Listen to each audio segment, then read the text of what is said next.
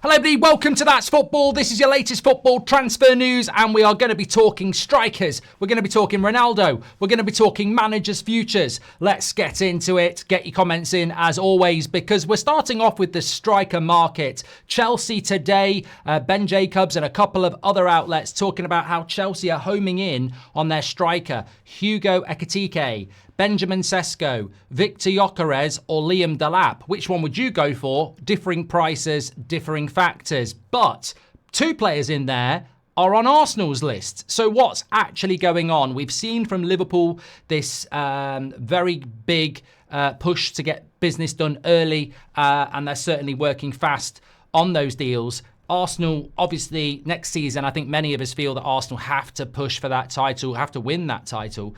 To do that, they have to get the striker right. Well, then rumours coming out of Arsenal are that there is a little bit of a conflict between the manager and the board around which striker to go for. Remember, Benjamin Sesko was heavily linked to Arsenal in January, and Arteta was very disappointed he didn't get a striker.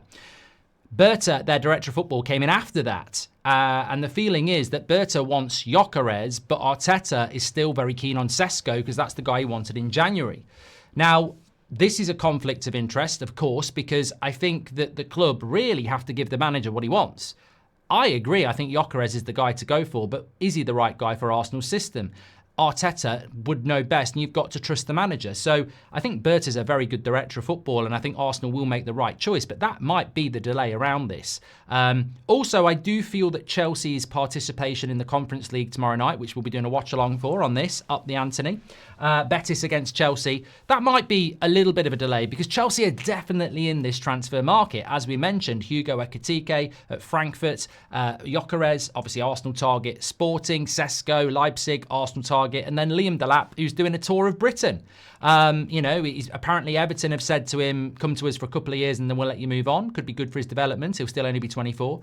You've got United desperately trying to get hold of him. You've got Chelsea wanting him with Champions League football. Newcastle have been mentioned as well. So big options there. Obviously a very, very cheap price, which allows you to do other business elsewhere as well. So I feel that there is this striker merry-go-round at the moment. And I think that you've got to add into the fact that maybe in the case of a Gyokeres, he might be weighing up 2 or 3 options and saying, I need a little bit of time. So in fairness to some of these clubs, I think they want to move quickly. But as I've said before, I think this summer transfer window is going to be very good, very quick, and very interesting. I don't feel because we haven't had a deal today, it's going to slow down. It is still only May the 27th. The Champions League doesn't happen until Saturday. So I think it's going to be interesting. Look, from a Man United point of view, I don't know what happens to Man United if we don't get Delap. I don't really want Delap, if I'm being honest. He's a good player, but I don't think it's the experienced striker United need. If he ended up going to Chelsea, I would be stunned. I think he will end up coming to United. But I'm very surprised by the interest in this player. If I was Chelsea, I would be going for Sesko. I would be going for Gyokeres. I would be going for Ekitike. So watch this space. I feel Chelsea are probably out of this conversation for 48 hours until after the final tomorrow. But Arsenal have got to be very, very careful that they don't get locked in because Chelsea can be very good in the transfer market. Countless times they've taken players that you think are going elsewhere. So very, very interesting in that case. Let me know your thoughts. I think personally, I don't know where Ekitike is going to end up. I think Sesko and Gyokeres will go Chelsea or Arsenal, vice versa. I think Delap will end up at Man United. Ekitike, maybe he stays at Frankfurt for another year. Don't know what Liverpool are going to do with the forward, but I think with Liverpool, you might look at Isak in a year because I think Isak is, if Arsenal have to jump this summer, do Liverpool have to jump this summer? They could wait till next summer and get Isak. So I think they need someone with a bit of creativity, but they may well go for somebody this summer as well. Very interesting market, the striker market. Let's talk about Ange. A bit of an interesting update from Ben Jacobs. We did a video on Ange last week about whether they should sack him. I've sort of changed my tune on this one because, it doesn't really matter what I think, but according to, I think it's Ben Jacobs said this, Ange has gone on holiday without clarity over his Spurs future, Levy deciding to imminently whether to continue with him or not. Obviously that statement from Ange resonates in the best TV series. Season 3 is better than Season 2. Not so sure about that, honestly. I think about films, Empire Strikes Back, definitely episode 2 better than episode 3. Godfather, forget episode 3. Actual TV series, he might be onto something with TV series. I mean, Game of Thrones got stronger, didn't it? Breaking Bad got stronger. But yeah, I don't know. And I don't bloody know, mate. Don't even watch TV. But yeah, look, what do you think should happen with Ange? I personally think now this should not be a sacking. This should be a parting of the ways, because Ange can walk away with Spurs' best trophy in recent history and say, look, I always win a trophy in my first 2 years, mate. You know, so he can walk away with that. Spurs can make a change. I just feel like, especially as we had this with Ten Hag last year with United, if you keep him, half the fan base don't really want to do it. And Spurs are not a team that's suddenly going to start playing well. There's a lot of light switch players in there who will turn it on and turn it off. I think Ange might be better off taking the payout and going, because his reputation will still be good. Whereas I think if he stays, I can't see Spurs turning it around. So I think you know, I'm going a bit Australian there, but you know, I think maybe he should go, mate.